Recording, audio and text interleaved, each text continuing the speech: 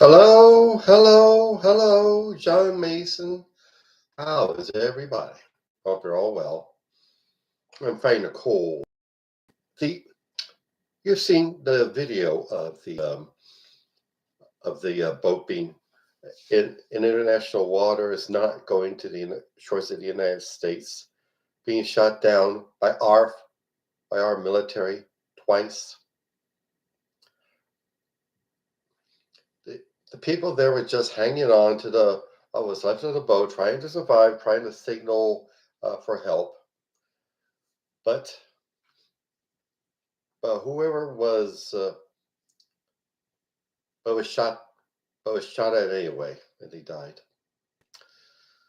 And allegedly, the people on the boat were supposedly running drugs from Venezuela into this country.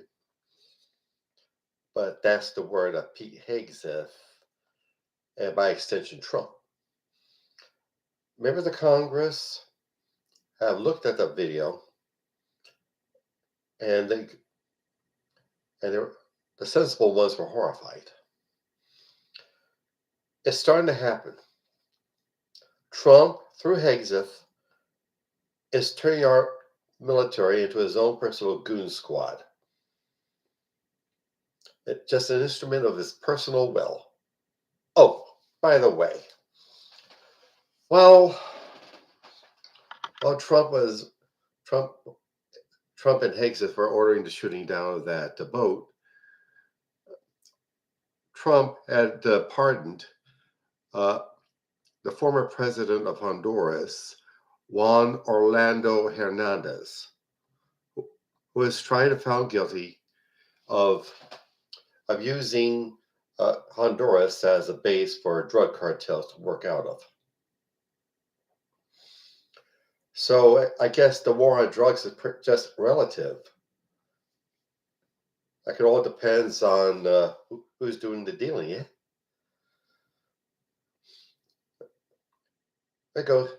This shows two things. One, the war on drugs, which has gone on since 1972,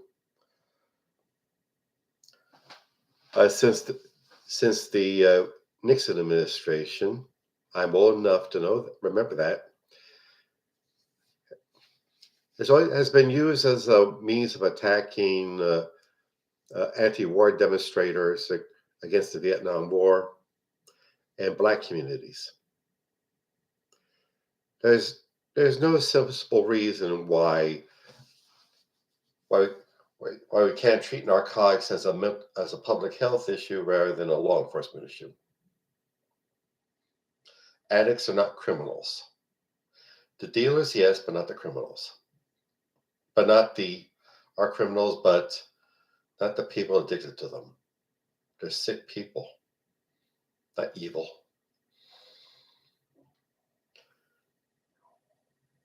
And the war on drugs has been going on ever since. And to this day, it keeps going on with no end in sight. And also, like I said, Trump's attempt to have personal control over our military, make it his own personal army, giving up on ideas of military law and a uniform code of military justice, and don't attack civilians. That's being abandoned. Pete Hegseth and his master are sadistic little creeps. They're showing what big, strong he-men they are by assassinating helpless people in international waters just because of a certain skin color difference. This can't go on. Unfortunately, with all due respect to our military, thank you for your service, guys. With all due respect, in the ranks there have been documented incidents of racist and neo-Nazi activity in the military. It has been documented successfully by the Southern Poverty Law Center. And the Military Religious Freedom Foundation continues to document incidents of Christian nationalist activity in the military, like the harassment of religious minorities and troops being ordered to captive audience meetings about Jesus and all. There will be people who would be more than happy to carry out Trump's wishes, so long as they coincide with their prejudices. So, but the good news is the elections of 2025 have shown that the Republicans are standing up on shaky legs. They know that next year's elections for Congress and Senate, it could damn well be a washout for them, a wipeout. Let's hope that happens. And the good news is several Republican members of Congress, by just about 24, are rumored to be ready to resign before the new year. They got their pensions, they got their health insurance. Way better deal than any of us average folk. Talk about your welfare queens. And so they're heading for the exits, including Marjorie Taylor Greene, one of Georgia, one of Trump's biggest cheerleaders. The rats are jumping off the sinking Trump ship. So let's keep the momentum up, folks. Let's continue to organize, educate ourselves, stay in touch with each other, and vote. And all our people power will be our secret weapon to stand up to Trump and everything he stands for. Everybody who stands with him. Okay, now advertisements. All this work I do on my media, my podcast, my videos, my blog, poetry, fiction, they're all work. They're all work. And I need to be compensated for my work. And it costs money to put this material on these various platforms.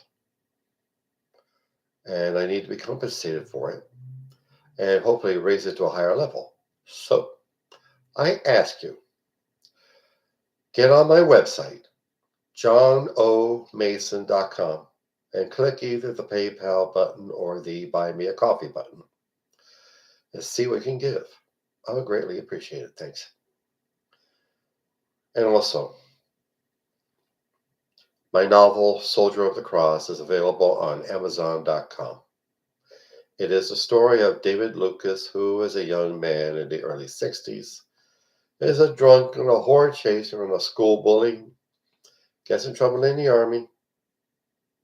He comes out of the army a fanatical, born-again Christian, fanatically dedicated to Jesus, wanting to be a manly man for Jesus. But how he goes about it leads him into trouble. Please pick it up. Soldier of the Cross on Amazon.com. And also, Hipporific is a lovely little CBD product store located on Snyder Avenue near 15th Street in South Philadelphia. There you'll find some of the finest cannabis-infused products. Gummies and candies and flower and teas and drinks and hand sanitizer and doctors. Yeah, doctors. Look them up, please. HipperificLLC.com. Okay. And also my beloved career and business coach, Michelle Snow. Michelle is excellent in helping you develop your professional career or small business. Let you know what you're doing right, where you need work, and help you network with other up-and-coming entrepreneurs and professionals. Please look her up. growwithsnow.com. Okay. Alrighty then. Like I said, Trump's march to fascism is marching on. He's using our military as his leg breakers, his enforcers, and his chorus line. And we must be a big fat speed bump in his way. We can do it. Thanks. Have a good week ahead of you. Bye.